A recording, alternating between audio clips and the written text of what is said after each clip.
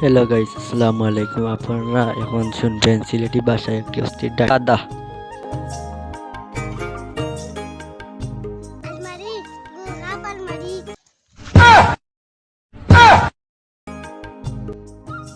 কাতর ফকি Fiore, Fiore, বলবরা দাদা তার ফেল জোরা দশ হারাজ গুগাই দশ Fiore, Fiore, Fiore.